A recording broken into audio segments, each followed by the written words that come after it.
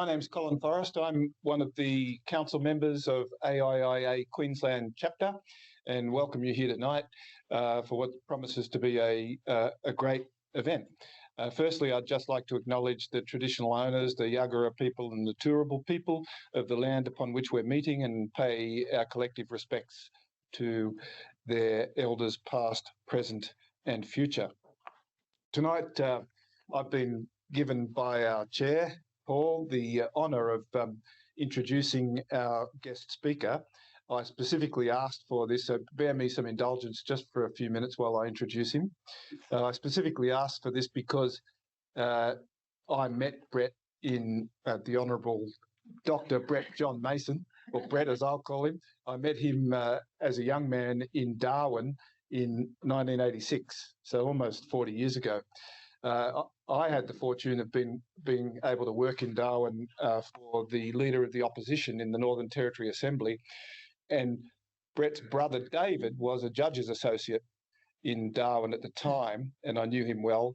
And Brett also happened to be an associate to a federal court judge, Justice Gallop, and he was circuiting through Darwin at the time.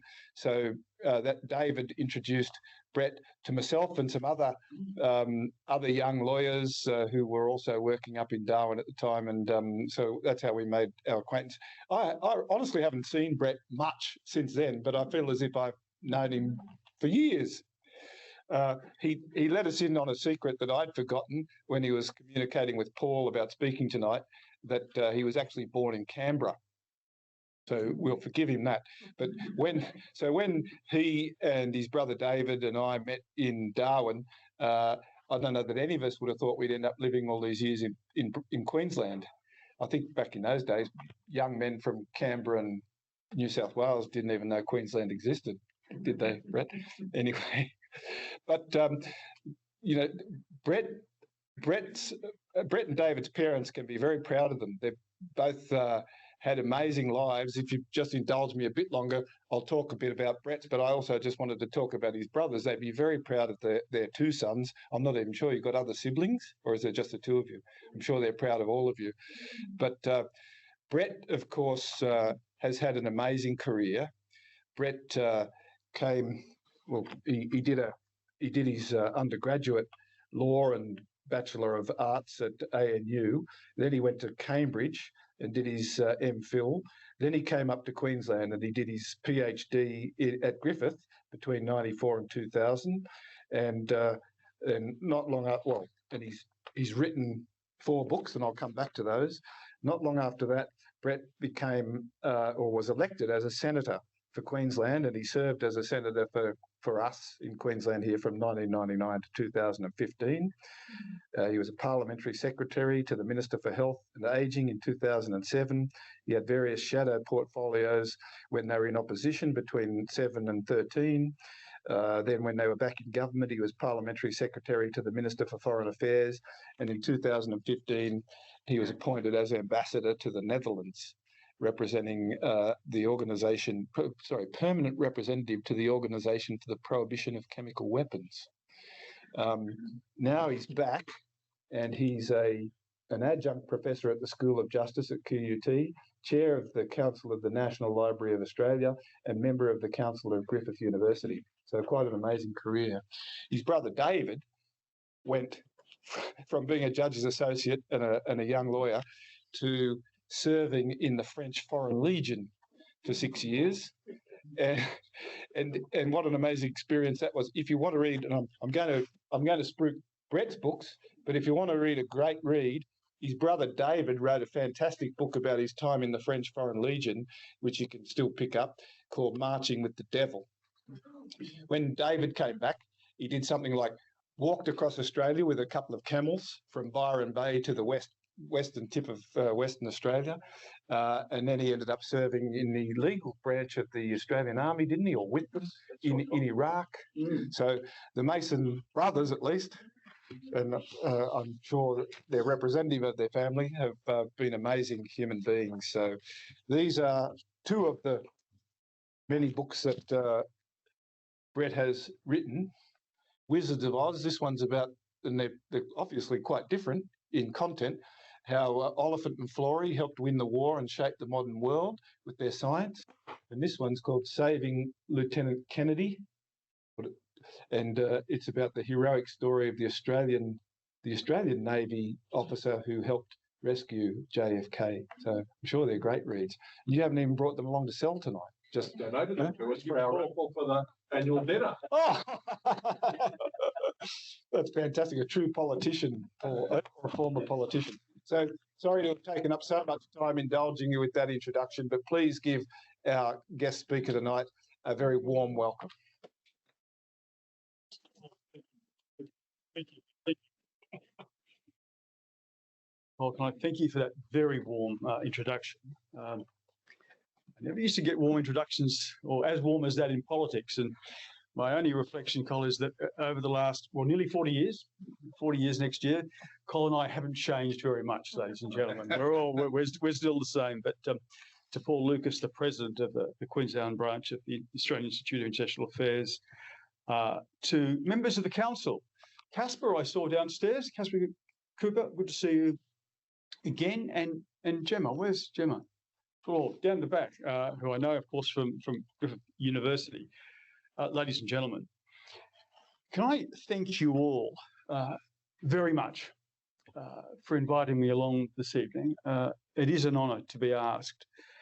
I suspect some of you think I have a certain gall in proposing the topic in defence of politicians as diplomats. But let me just say it could have been worse. For a split second when I was talking to Paul about what to talk about this evening, it came into my mind, I thought, why don't I turn up and talk about in praise of politicians as diplomats? And I thought, I was advised that would be stupid. I'd be thrown out of the Institute and probably run out of Queensland. So I'm going to play it a little bit safer and let me start from defence, if I might. Can I just in terms of definitions, political appointments are broader than politicians. Tonight I'll speak about politicians as diplomats rather than political appointments, because political appointments can include, I remember, for example, Dr. Don Russell, who worked with Paul Keating, been appointed as ambassador to the United States. He was an advisor. But let me just restrict it, for good or for bad, to elected representatives, to politicians tonight. By way of background, 22 former politicians had been appointed to diplomatic posts between 2007 and 2021, including Kim Beazley, great Kim Beazley, Tim Fisher, Amanda Vanstone, Richard Alston, Barry O'Farrell, Richard Court, Jeff Hockey, and Arthur Sinodinos, George Brandis, Mitch Fifield, Nick Minchin, Alexander Down, and me, and others. So quite a few. And at one point in recent years, the number of political appointments reached just over 8%, which is the highest in Australian history. But apparently now that has declined again. So it's a fairly significant issue when you've got a bit over 8% of your heads of mission who are political appointments.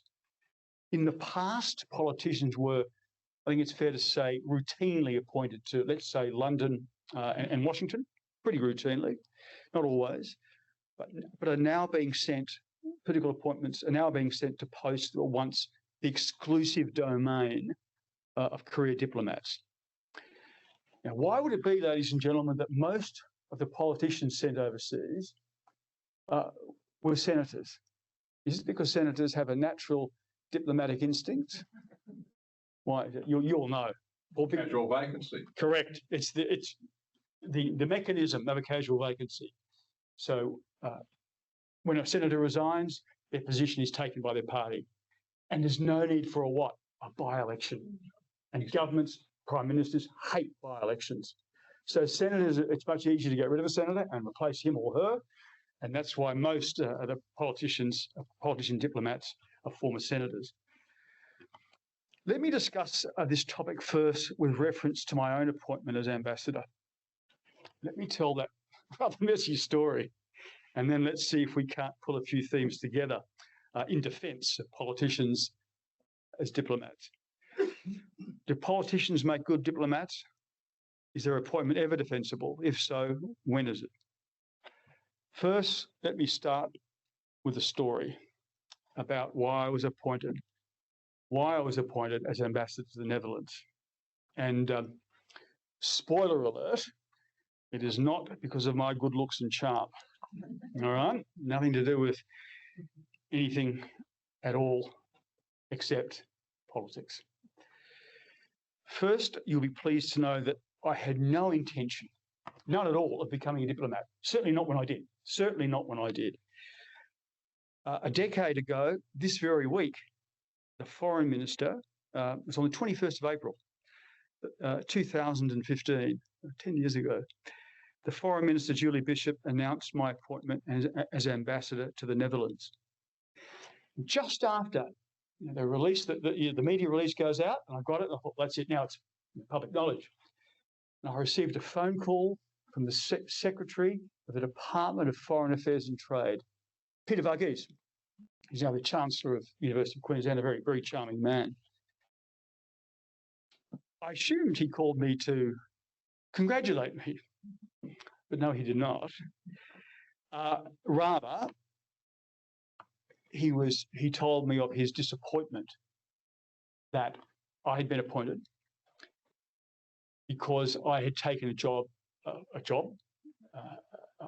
in fact was coveted by many in the department, and this was starting to affect morale at DFAT, at the Foreign Service. He did say it's quite appropriate in certain posts politicians be appointed. I mean, he certainly wasn't against that, but he certainly wasn't very happy with me, nor indeed the government. But Peter was particularly charming, as he always is, but he made that point. He made that point quite strongly, that in his belief it had gone rather too far. The position should have gone to someone who had experience in statecraft and perhaps a background in public international law, which is what works in The Hague. He wasn't happy, but ladies and gentlemen, neither was I. Tonight I'll tell you what I wanted to tell him, but I couldn't at the time. I had to, Peter, let me tell you what I had to give up. After a decade, the statute of limitations has passed, in my view. Let me go back in time. How did I become a diplomat? It was like this. Momentum towards my appointment started even before the coalition comfortably won the 2013 federal election. That was in September of 2013, you remember. I was a shadow minister for universities and research at the time. I loved it. I'd done the policy work to acclaim from the leader, Tony Abbott, and particularly the deputy leader, who was Julie Bishop, you may remember. Tony, strange enough, I'm seeing this Thursday, the Conservative Club breakfast. Be interesting. We had always got on. He'd even helped me with my first speech to Parliament in 1999. It's a long time ago. I'd served as Col, as you mentioned, I'd served as his parliamentary secretary for health towards the end of the Howard government. And he was intelligent, he was fun. I really liked Tony Abbott. He was great fun and intelligent. He was never short of a laugh with Tony. He was I think it's fair to say, he was an effective opposition leader. We'll go into the politics particularly of it, but he was an effective opposition leader. Stop the carbon tax, oppose the mining tax, stop the votes, the budget emergency. Do you remember all that? Remember that was Tony's mantra. But far more importantly than simply getting along with Tony Abbott, as we had for many, many years, I'd been one of those instrumental in securing Tony's rise to the leadership of the Liberal Party, and therefore, of course, leader of the opposition. In short, Matthias Cormann, who's now the Secretary General of the OECD, some of you would know Matthias, and Mitch Fifield, who was Communications Minister and then our ambassador to the UN, and I crossed the floor and were the first to resign from the shadow ministry in opposition to the then current leader, Malcolm Turnbull, and Malcolm Turnbull's support of Kevin Rudd's carbon pollution reduction scheme. Okay, we were the first. I don't want to get into politics of it because it's irrelevant, but very briefly, we believe that with Australia's comparative advantage in energy, we shouldn't unilaterally take hits to our competitiveness, but should be part of a sufficiently comprehensive global agreement. When that global agreement was formed, we should be part of it. What happened, of course, there were huge debates. Some will remember in the Liberal Party and Coalition Party room. And it wasn't just a debate about policy, it was a surrogate for a debate about the leader, in effect. If you're going to change the policy, you're going to change the leader.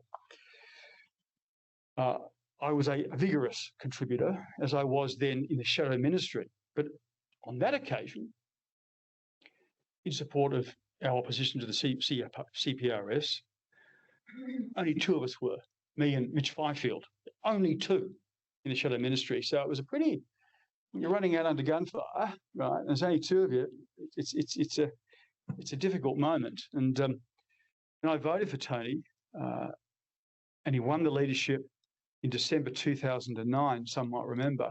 He won this leadership from Malcolm Turnbull by one vote. Some may remember that. It was a very, very tight and very bitter election for the leadership. So I'd helped Tony, I'd really helped him. And at one point, Tony's like, mate, you've been heroic. Now, I'm not a hero, but I think it's fair to say it was risky. You do, when you move out in front of the rest of the party, it's a risky move. In the 2010 federal election, you might recall, some of you might recall, that the coalition nearly won. A Labor minority government was formed. Some of you will remember that. It was a very close election. And then Tony Windsor and that other bloke went with Roy Oakeshott. That's right. Thanks, Cole. And so Julia Gillard was able to form a minority government. By 2013, the coalition were clearly the favourites for the federal election. Even my Labor Party colleagues agreed. For the 3 years, Labor had had internal dissension between Mr Rudd and Ms Gillard and so forth. So by 2013, I think it was fair to say the coalition were odds-on favourites. In politics, we have a saying, popularised by President Reagan. It is, dance with those that brung you. You know that, Paul? Dance with those that brung you.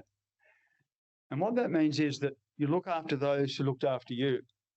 You look after those that helped you.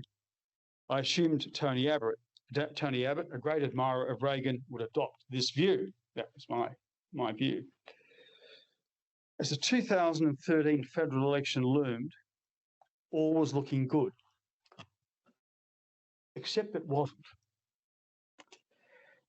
Something was wrong, and I knew it was wrong.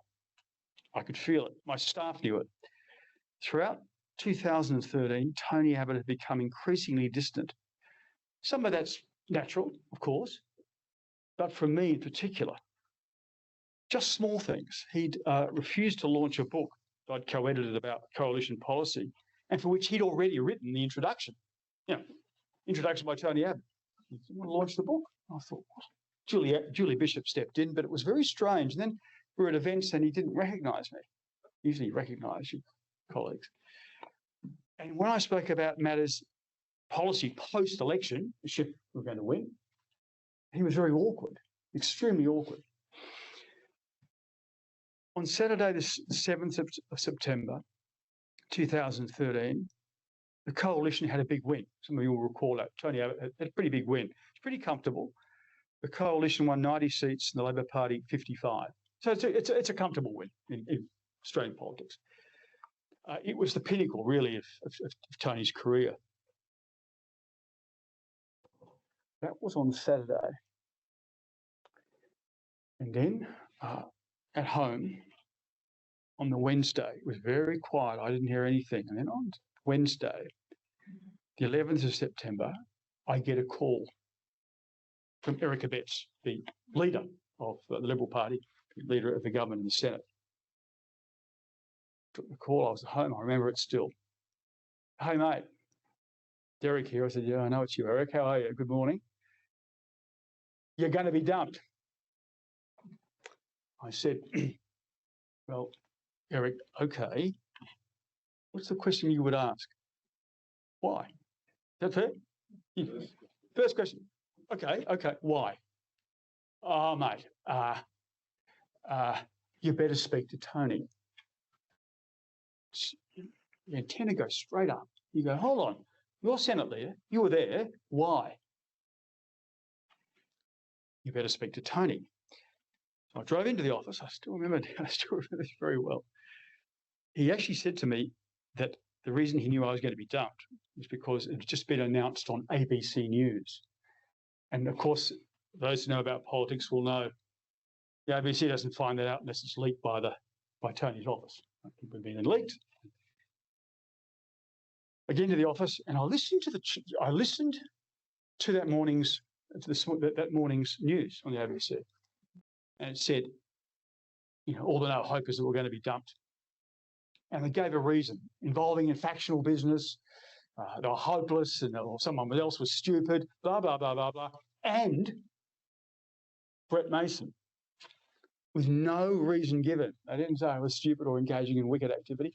And right at the end, and Brett Mason, I thought. And those will know there's something up. Anyone with a political antenna goes, this is not quite right. Call Tony. So I did. Well, my PA did, and she couldn't get through. And then she got through, and Mr. Abbott didn't want to see me. And I thought, oh, yes, he does. I won't tell you what happened, but suffice to say, I got to see Tony. And I will never forget this. I will never forget this. He was still in the opposition leader's office because, he's been elected, but he's Prime Minister presumptive. Does that make sense? So between the time of the election, the time that he's sworn in by, Her Excellency, then was the Governor-General, he's in the opposition leader's office. And in effect, Kevin Rudd's caretaker, in effect. So I walked into the opposition leader's office, been there many times before, and said, and they said, this very nice lady said, take a seat there, Senator. I said, I did. And all of a sudden, Tony says, come in. And he was nervous. I know Tony quite well. He was quite nervous. Come in. And he said, take a seat. I said, no, mate, I'd rather stand, actually. And I looked to the back of the room, and there was a door open. And no doubt people crowded around to hear the conversation. And he said to me, Kevin Rudd has just shown me around the lodge. And in a few minutes, Brett, I have to speak to President Obama. And of course, in my mind, I'm going, neither of them voted for you, brother. That's my. I didn't say that. I wasn't that rude, although I wanted to. I just said, oh, congratulations, Tony. What are you, the 25th, 28th Prime Minister, Brett? I said, that's terrific. Then there's that awkward silence you have when you're about to ask a question. I said, Tony, I won't use the exact language I used. But basically, what's up? What's happened? He did this, mate. It's complex. Well, okay. Well, tell me. Just try me. I'm up for complex. Oh, mate, it's complex because there's a lot of things. I know there's all these considerations we have to take into account, and that's all true. There's upper house, lower house, left, right. You know how it is. There is a bit of a matrix. The problem was, none of them really applied to me by this stage, if that makes sense. His problem was there was no fig leaf to hide behind. If it had been, we need someone from the left or someone from Tasmania or we need a woman, he would have said so. But it wouldn't have worked because I was beyond that. You get to a stage, you get beyond all that. He kept saying, it's complicated. Oh, mate, I've always liked you, all that sort of stuff. I said, that's great, Tony, but tell me about the job. And it was the most excruciating 10 minutes of my life, and certainly his life, because he couldn't say anything. And finally he said, I've got to go. I've got to speak to President Obama, And as I walked out, he said, look, Brett, let's speak again when this is all over in a few weeks' time. I was so furious. I went, I didn't know what to say or what to think. But, ladies and gentlemen, I knew why he'd done it, because he would have, if he had an excuse, he would have told me. You know, he would have tried something on. So I knew precisely what the problem was. I worked out. It wasn't that hard to work out. And then on Wednesday, that was the Thursday. The next Wednesday, on Monday, he rings. Prime Ministers ring, and they tell you what position you're going to get in the ministry. You would have done this, Paul, and they ring you up and say, "Are you going to get X, Y, or Z?" He rang me up and he said, "Dump." I thought I might be dumped back to the back bench. He said, "You're going to be Parliamentary Secretary, College you indicated for Foreign Affairs, Julie Bishop's Parliamentary Secretary." And I'll be frank, I was pretty rude. It was 10 a.m. on a Monday when he made the call, and I was very direct. I said, "This is outrageous," and I had a real go at him again. And finally, he said that, and I don't really feel sorry for him, and you'll work out why in a minute. But I was very direct, and he said, "Well, if you don't want the bloody job," and I never said yes. He just sort of hung up on me. And I got the job, as it were. Again, he wasn't. I think he was furious at me, but I think he understood, because he couldn't give me an explanation. On Wednesday, of course, we go out to Government House and you're all sworn in. You would know about that. That's how it works. Prime Ministers first, fair enough. Cabinet Ministers, Junior Ministers, Parliamentary Secretaries are now called Assistant Ministers. They're the last. So about 40 odd men and women are sworn in. So I'm right towards the end and sworn in. And as I went up, Tony, the Prime Minister, he was Prime Minister then because he'd been sworn in. Okay, the Prime Minister read my name. I walked up, and Casper, I gave him the stare of death. When I walked up towards the Governor-General, I looked like that. And then I sat down in front of Dame Quentin, and of course I was my typically gracious self. She was very nice. Went back, and then was down the back with my parents and brothers and sisters. And then the Governor-General's adjutant called for coffee and cakes and sandwiches outside. And you might think, there's a reason I bring that up. Because what happened next is it's like out of a novel. It's like out of a novel. I'm like this, talking to my mother, who's right here. Right? There's people everywhere, milling everywhere, as you can imagine, 40-odd people and their families and all the rest. And, of course, the Prime Minister's just been sworn in. And out of the corner of my eye, just here, I could see commotion, someone walking towards me through the crowd. I was talking to my mother, and all of a sudden there's a tap on the shoulder. It was, "Thanks, mate." Who was it? It was Tony Abbott. So he's just been sworn in. It's the pinnacle of his professional life, without any doubt. And he had the humanity, in effect, he must have known how I was feeling, to say, "Thanks, mate." And before I could sort of get him, he ran off. And Julie Bishop, no doubt this was orchestrated, came up a couple of seconds later and, "Hi, darling," all that. So that's what happened. A few weeks later, I went to his office at Parliament House. I walked in. It was the end of a sitting week. And you would wonder, ladies and gentlemen, why anyone would want to be Prime Minister, because already he's aged 10 years in about 10 weeks, right? Looking exhausted at the end of a sitting week. This time I sat down. He smacked his lips. And Tony's like, "Mate, now, good to see you." And I cut across him and said, "Tony, you're going to offer me a diplomatic post, aren't you?" He went, "Mate," he sort of said, "Yes. You can't do it directly. There are legal issues about inducements and so forth. It's a bit complicated." But I sort of knew that was going to happen. So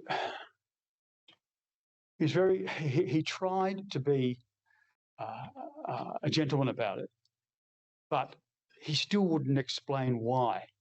He wouldn't give me still, and he even had someone there as a witness as well. I wonder if anyone's guessed why yet. Anyone guessed? Over the next 15 months, I was preparing to leave at an opportune moment for the government. Then I received a call, and strangely enough, ladies and gentlemen, Mr. Chairman, today is exactly the 15th of April 2025. It's exactly 10 years ago today I resigned.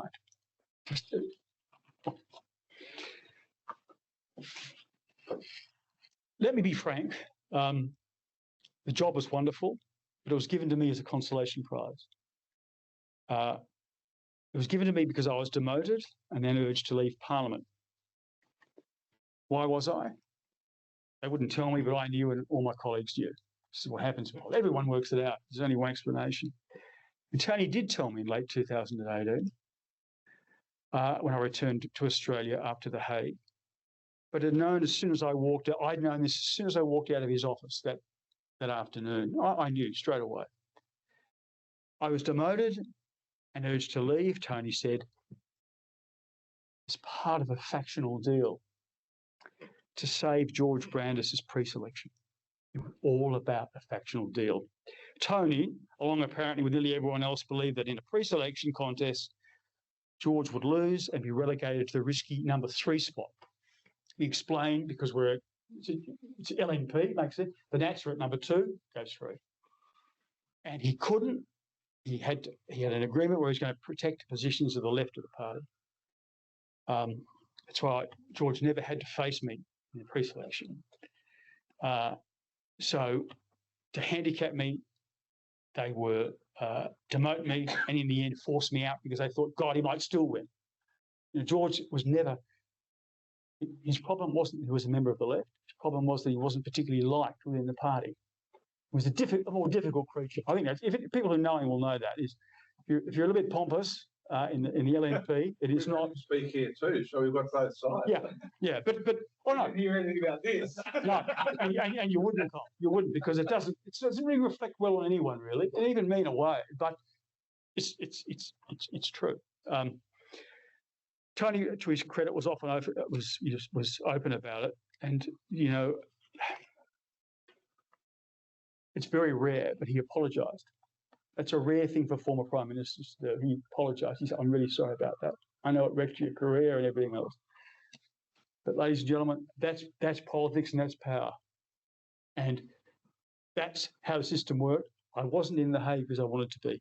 Now, I've just been told I have only got a couple of minutes, so can I run through these points? Well, yeah, and as long as we have about 15 minutes for questions. You call me up, Paul. Can I just say in conclusion on that discussion, it wasn't so much about dancing with those that brung you. That wasn't the deciding principle. It was how do I phrase it? It's not what someone had done for you that matters. It's what they might do for you in the future. It was all about that. He believed that if he kept the left under control, that would help. All right. So President Reagan was put asunder, I'm afraid. I was appointed as ambassador, and can I just say, it was a wonderful job. In fact, every politician, diplomat I've spoken to said it's the best job they've ever had. And Rebecca, you may know this. They say this is a terrific job.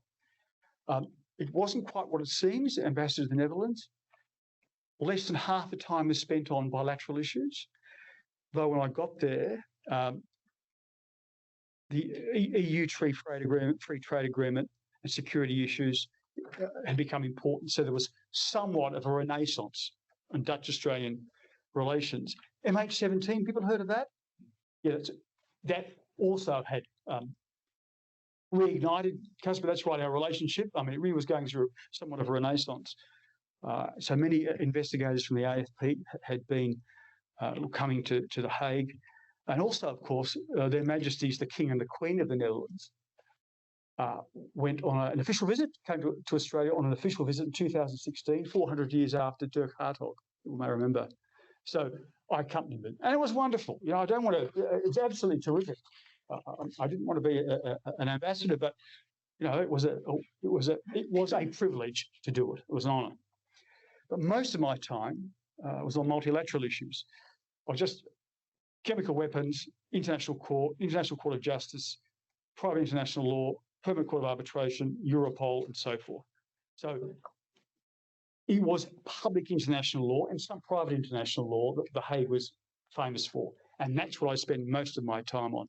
The trials of, you may remember, it was Karadzic and also Milosevic who were tried at the time. And so most of my effort was actually towards public international law and the institutions rather than bilaterally. How did I go?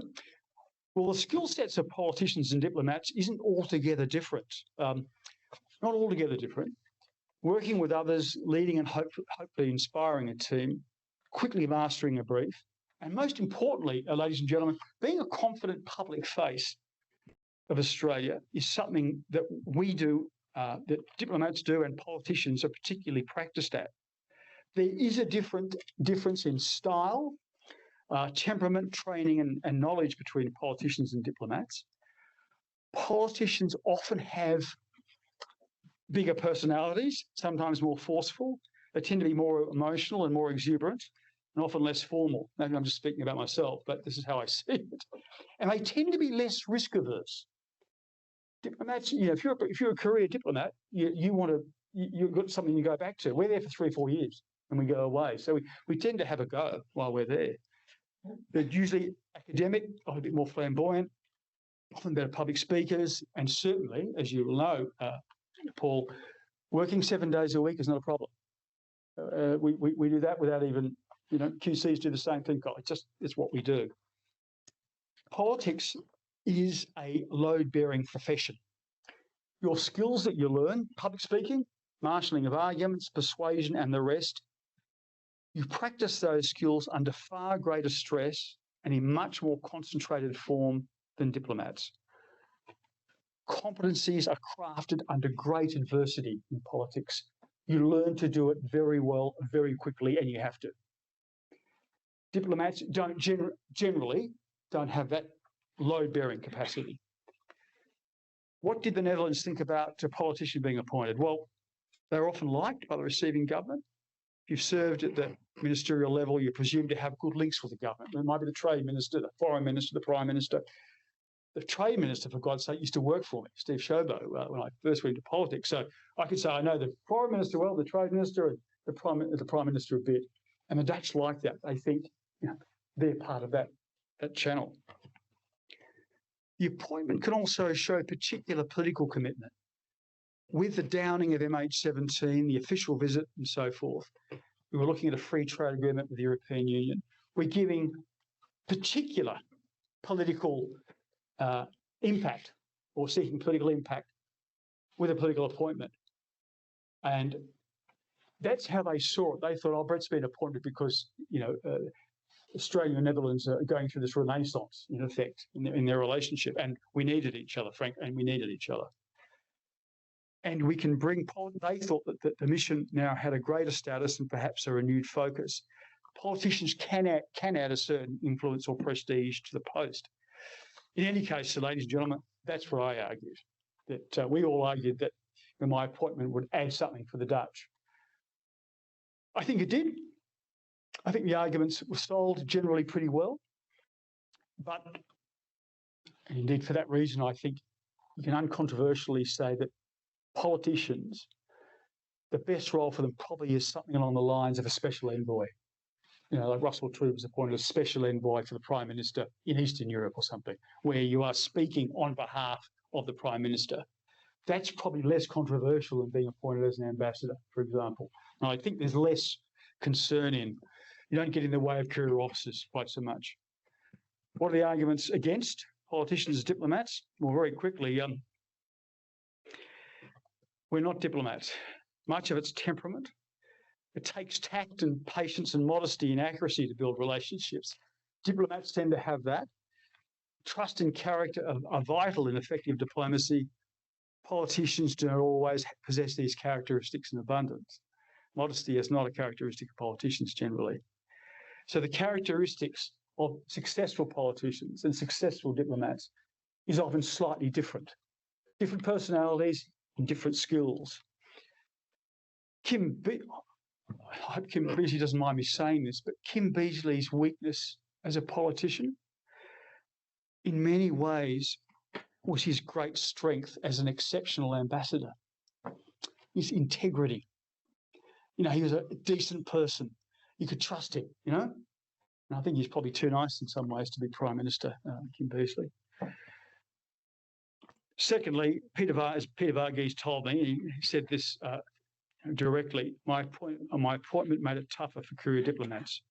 It's true, they do, and the Foreign Service doesn't like it because they think they are missing out on important posts, such as The Hague, for example.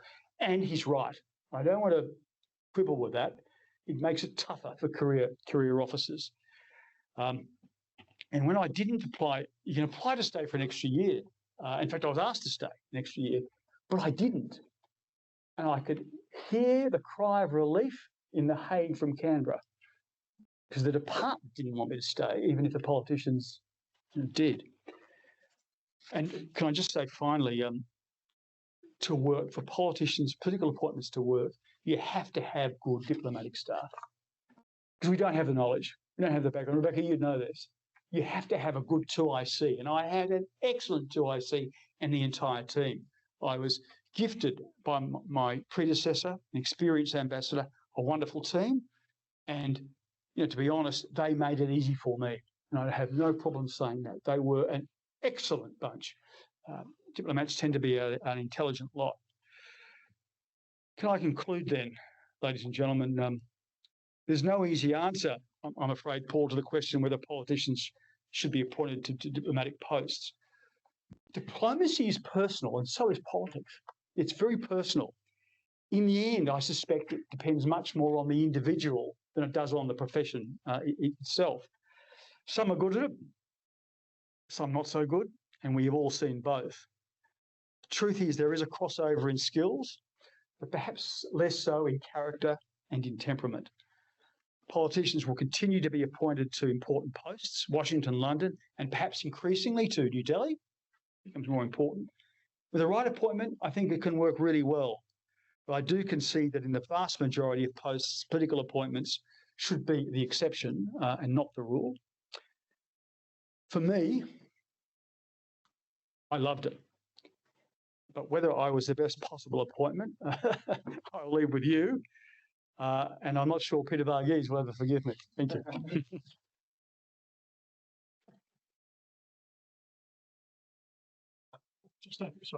Well, thanks very much, Brett. And I tell you what, the early part of your speech was very interesting. I wasn't expecting that, but always happy to hear a bit of political intrigue, being a student of it myself. But look, thank you very much. It's my prerogative as chair to ask the first couple of questions, and then we'll go to the audience and online. You sort of at the end of your talk, you mentioned you had the benefit of a significant number of people in the mission to support you with their expertise, career diplomats and the like. But is there any training that you get? Obviously, you can do language training, but is there diplomacy for non-diplomats that you can do? Yes. Fortunately, Paul, firstly, the Netherlands, as Casper will attest to, English is commonly spoken. I came on cook training before you went there. Casper told me what to do and what to say. That's very true. You're part of the school, Casper. Paul, it's a good question. Yes, we have the Department of Foreign Affairs and Trade has what everyone calls ambassador school for people like me who are from the outside. And you learn, people think it's about etiquette, knives and forks, how to fold a serviette, Paul. It's not. It's about the processes, in effect, that you have to go through as a diplomat. And I had no idea. So it was necessary. And that took me about 5 weeks, 4 or 5 weeks in Canberra, that sort of training. But you couldn't do it, the job, without great support. And I remember Joe Hockey, Mitch Fifield, who was in the UN, both saying to me, they both lauded the people they worked with, their deputy heads of mission. Without them, we would be much less effective. In terms of you mentioned that we've got normal public service career DFAT people being appointed. We have about 8% at its height politicians. The United States, of course. Mel Stemler was a political donor and a shopping centre owner. So they have quite different views about the ambassador to Australia, for example. Is that common in other countries at all? Or No, not so much, Paul. So, for example, the United Kingdom is nearly all career. I think that they do make occasional exceptions, I agree, but not as many as we do. New Zealand occasionally does, but not much. Canada similarly. We tend to be a bit more than the other Commonwealth countries, but nothing like the United States of America. Final question before I throw to the audience.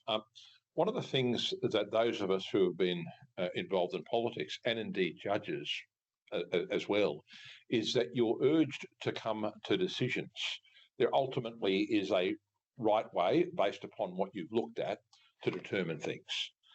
It's why often it's challenging. I remember when I did mediation training, it's a bit hard when you're getting other people to come to decisions, not what you think is the best decision. So how do, it strikes me in my experience, and certainly I've never been a diplomat, but I've been a referee for plenty of people who've joined the diplomatic service. The first thing, it strikes me, the one thing they're trying to get from them is, can they understand and synthesize arguments rather than having a view on everything? That they can, can you comment on, was that a difficulty for you, rather than saying, oh, well, this is a typical decision that they said of this, saying, look, here are the views they've got and here are the reasons why. Australian government, you make up your own mind.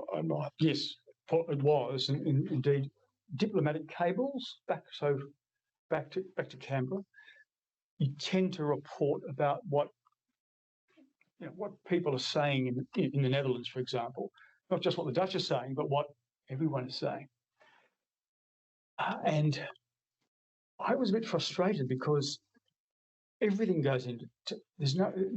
To me, there was never enough analysis or enough conclusions drawn. It was just raw intelligence, if that makes sense. They said this, the other said this.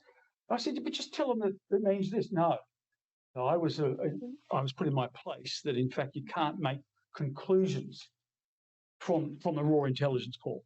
They had to go back to Canberra, and the decisions or conclusions about the intelligence and what was said will be made in Canberra, and then we will be told in The Hague, what to do with it, what to say, and so forth.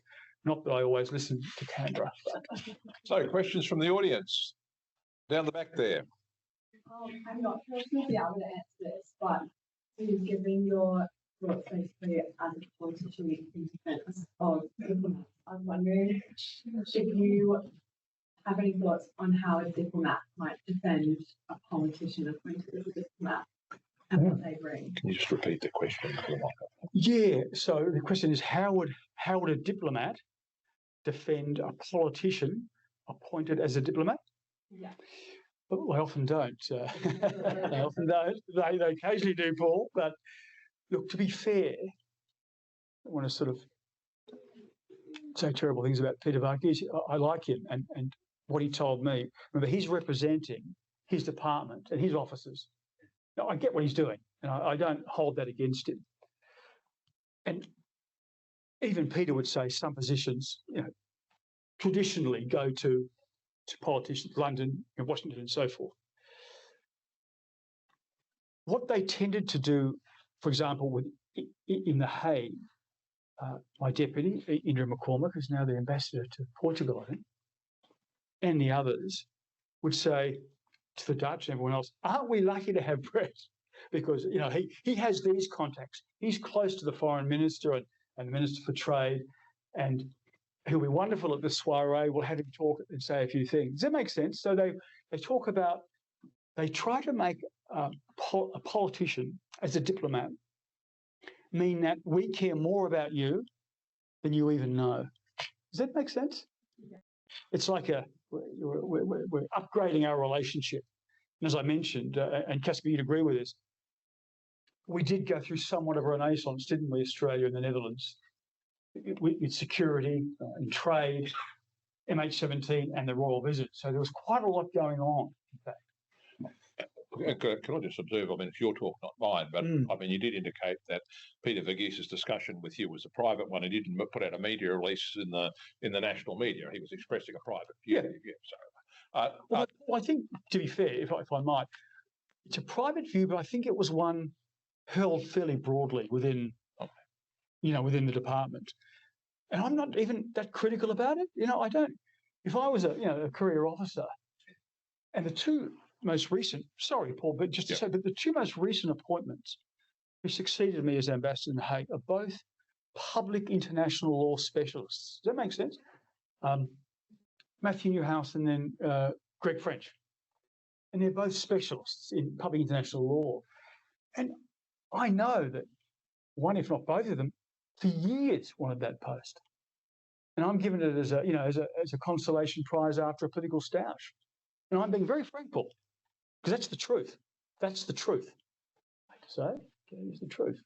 That's basically to get you out. It's to get rid of me. So you're happy to leave? Yeah. Rebecca. Thank you so much for the insight that you've shared, that political intrigue at the start, but also into the depths of this.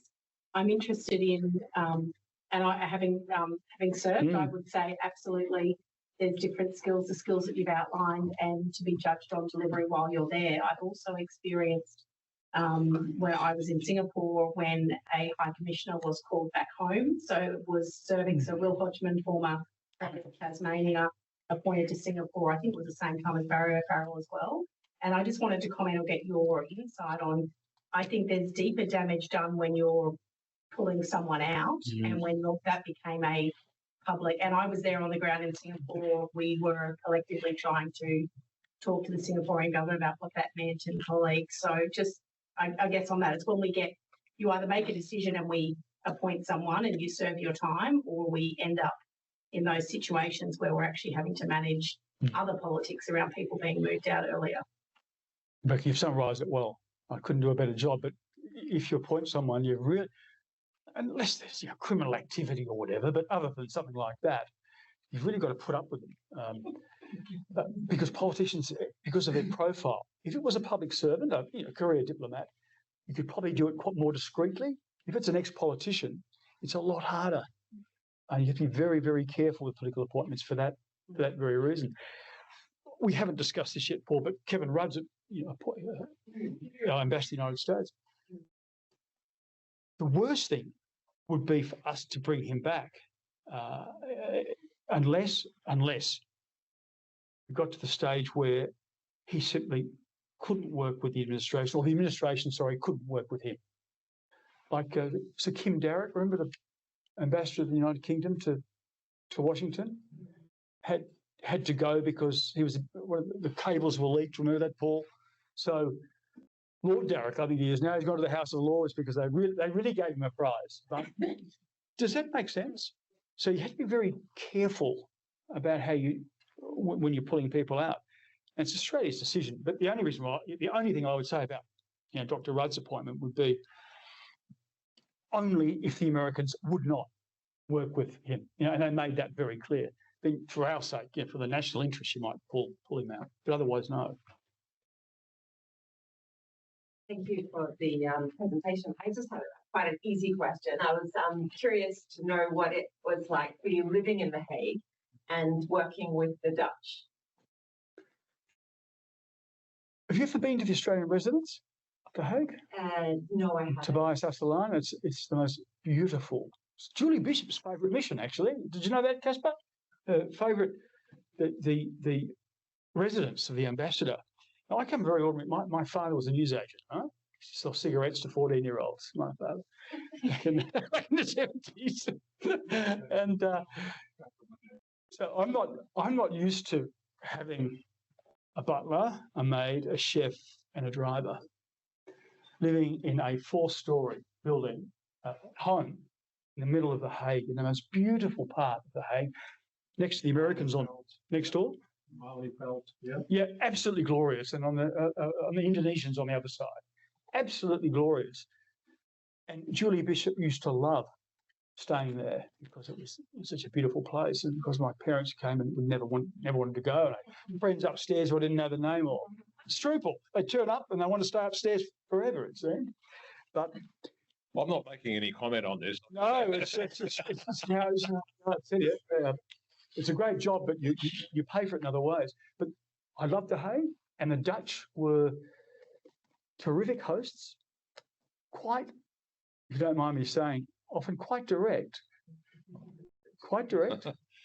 The Mark Buttigieg was the Prime Minister was quite direct with me a few times, and even His Majesty the King was quite direct. You know, they would say, cut through all the piffle and go straight to the point. And we're used to a bit of a dance, some an Anglo-Saxon dance around the edges. No, Dutch was bang. Did you like that? Yes, I was quite happy with that. Coming from politics. I mean, the Canadian High Commissioner said a few weeks ago they were even more genteel than us. So there's clearly a continuum. Yes. Last question is to our Secretary Graham Kerridge, and are you doing the wrap up as well? Tess is doing the wrap up. Great. Okay, Graham. Thank you very much. Ambassadors, High Commissioners need to balance their working up to Canberra and their working with the local community, the local country. Is there a difference between the way that politicians who step into those roles like you do, compared with career diplomats, how they balance each of those two critical forces? It's a good question, Graham. Yes, because of this reason. This is a functional reason. We politicians who become diplomats, we're only there for a short time. And so our constituency, with the greatest respect for people at DFAT, is really the Foreign Minister and our political colleagues back home. It's not the department. You know this, Rebecca. We're a bit different like that. It's not the department. So when we were dealing with chemical weapons, people remember the Syrians and the Assad regime was using chemical weapons. You might recall that. It was very, very heated. And the department wanted to use this mealy-mouthed language, Paul, whereas you and I would put the boot in. We would say, we would sharpen arguments, right, wrong, black, white, good, bad. You know how politicians do. Was the diplomats try to be, you've got to sit, fuck at that. No, bang. I wasn't too concerned about the department. I was much more concerned about the Dutch, my relationships with my other ambassadors, as it were, and my political colleagues back home. So there's a different emphasis. Because I'm not a careerist in that sense. Okay. Thank you. Well, thank you very much, Brett. Incredibly interesting and very frank. So one thing you do get, as well as the pleasure of our company, we give all our guest speakers a complimentary membership of the AIIA Queensland branch. So you'll get to come to these things for free for future, but also get to get on our mailing list as well. So thank you very much, the Honourable Brett Place. Thank you. Now I hand over to our councillor, Dr. Tess Newton-Cain, to tell you all what's coming up. Thank you, Paul, and thank you, Dr. Mason, for your address. If we need as much good diplomacy as we can get at the moment, I think, in a whole range of spheres. We do have some events coming up. Obviously, if you're on our mailing list, you'll be getting emails. Also, keep across our social media, particularly on LinkedIn, where these events will be advertised and you can register to come along. So in 2 weeks' time, so that's April 29th, we will be hearing from the Director and the Deputy Director of the Griffith Asia Institute, Christopher Dian. The title of their talk is No Time to Waste, What Geopolitical Challenges Can Mean for Asia-Pacific Development Opportunities. So they'll be drawing on some work that the Institute's been doing as part of their look ahead for 2025 and beyond. Stand by for further information as to what's happening in May. We're hoping to hear from our interns for some exciting events for May. But looking ahead to June, I can't believe we're talking about June, but here you go. June the 3rd, the name of the talk is Opportunities for India and Australia to boost partnerships in the Indo-Pacific. And that was a talk by Ambika Vishwanath, who is the founder of the Kaburnian Initiative, which is an independent female-led geopolitical advisory firm based in India. So she's currently at La Trobe University, and she'll be joining us on the 3rd of June to talk about that very important relationship. And then on June the 11th, we'll be hearing from Richard Iron, CMG OBE, who is going to speak about the war in Ukraine. The name of his talk is War and Peace, ? Trump, Putin and the war in Ukraine. So lots to look forward to. We look forward to welcoming you back here for one or more of those events. As I say, please keep across the mailing list and the social media for full details and to register. Thank you.